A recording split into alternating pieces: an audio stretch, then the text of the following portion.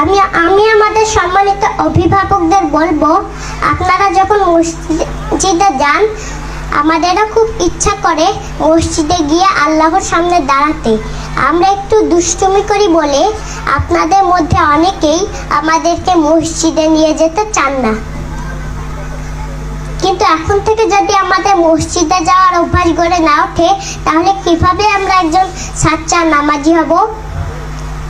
তাই আপনারা যখন মসজিদে যাবেন, আমাদেরকেও সঙ্গে নিয়ে যাবেন।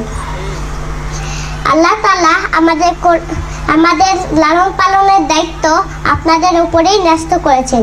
আপনারা যেভাবে আমাদের গড়ে তুলবেন, আমরা সেভাবেই গড়ে উঠব। আমরা শিশুরা কিন্তু আল্লাহর পথেই চলতে চাই।